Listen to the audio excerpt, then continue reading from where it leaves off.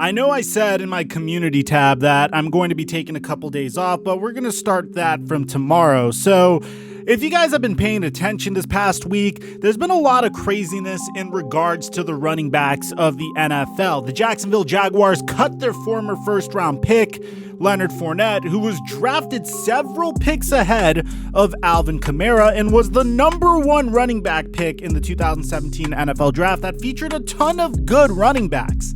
But in addition to that, Alvin Kamara and the New Orleans Saints kind of got into a little bit of a contract dispute that resulted in the Saints saying that they're open to trading Alvin Kamara. Now, I have updates for you guys on both Leonard Fournette and Alvin Kamara, but before we get to that, guys, if you're new to my channel, make sure you leave a like, subscribe, and turn on my notifications, because a lot of my content gets demonetized, and as a result of that, you may not see it unless if you're part of my notification squad. And a good example of that is my upcoming Dark Stories of the NFL video on Pat Tillman. A lot of you guys have been requesting it. I'm giving it to you guys on Saturday, but that video got demonetized, so it's not going to get recommended to you at all unless if you go into the link in the description down below and set a reminder for yourself. And if you want to leave a like in the video, that'd be nice. I don't think that part's necessary though. On top of that, guys, I live stream on Twitch on Tuesdays, Thursdays, and Sundays at 9 p.m. Pacific time. We're going to start a modded simulation from 2003 on Madden very soon, and I feel like that's something that you guys would be into, and it would be very entertaining for all of y'all. Now that we got all that out of the way, break!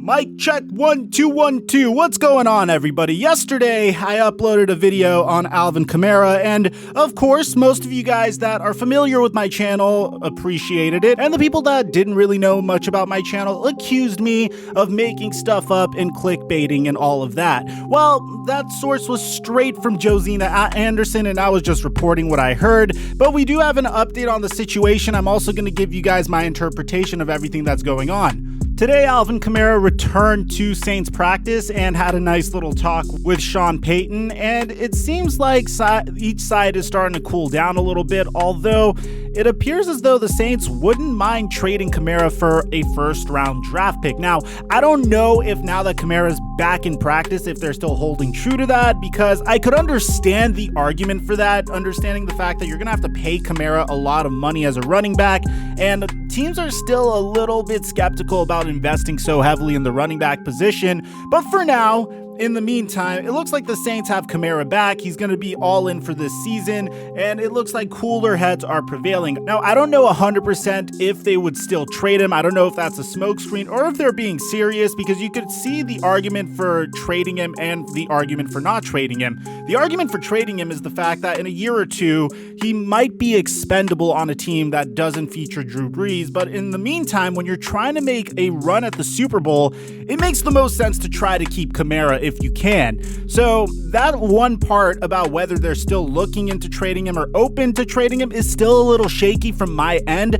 I personally think if you offer the New Orleans Saints a first-round pick and they get a first-round draft pick in return for him, and they don't have to worry about paying Kamara, they're going to come out of this as winners. But if no one offers them a pick and they could keep him in the meantime, maybe give him the franchise tag at the end of the season or work on an extension after the season, then I don't think of them as losers either way. There's a lot of ways to go about this, and we're just going to have to wait and see. But in the meantime, I see Kamara being a Saint for the foreseeable future, especially when we hear news about Leonard Fournette. Now, Leonard Fournette cleared waivers recently, and as a result of him clearing waivers, any team could hit him up and say, yo, Leonard, we would like to sign you. But here's the problem, guys, and I don't know why the NFL's doing this, because you are giving the Patriots and Bill Belichick so many good free agents to potentially reach out to and work with that it's kind of nauseating. At the time of this video, Jadeveon Clowney, Antonio Brown, Leonard Fournette, Earl Thomas, and Dez Bryant are still all free agents.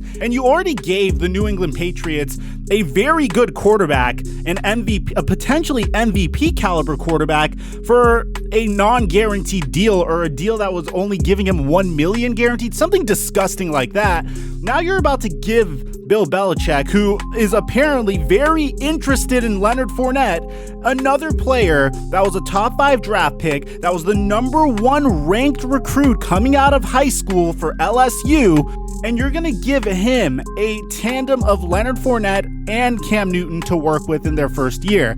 Now look, regardless, I still am very skeptical about the New England Patriots being able to go anywhere this year.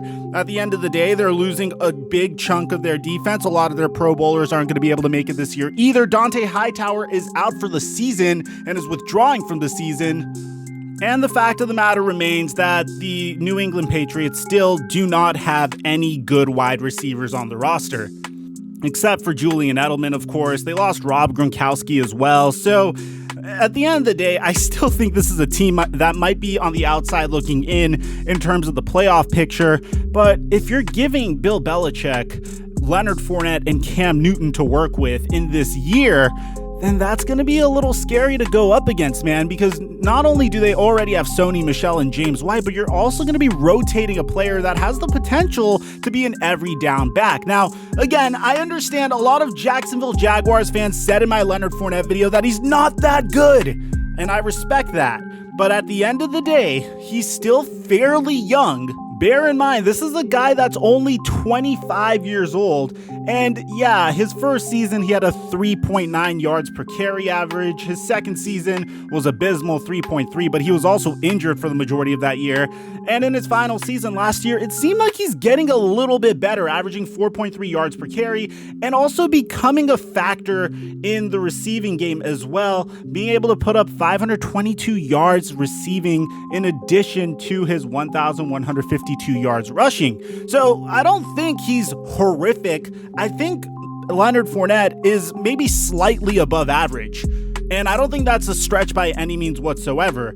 And then when you take a player that was on a team that was primarily a defensive team, which the Jacksonville Jaguars were a defensive team, they were hoping that Leonard Fournette could carry the Jacksonville Jaguars offense despite having a very raw quarterback on his side in Blake Bortles, so the Saxonville Jaguars defense could do their thing. Again, it was a great idea, but it may have been a little bit too much for him to bear.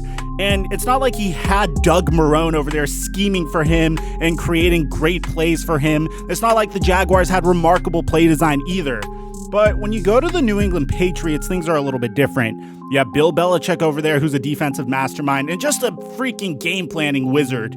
And then, of course, you have Josh McDaniels, who historically is able to make phenomenal offensive schemes around whatever team that he is given. And based off of those two alone, I am absolutely terrified if they get their hands on Leonard Fournette. Now, I could be reading into this a little bit too much. Let me know what you guys think in the comment section down below. Aside from that, I'm your boy Mike, and I'm dropping our mic until our next upload.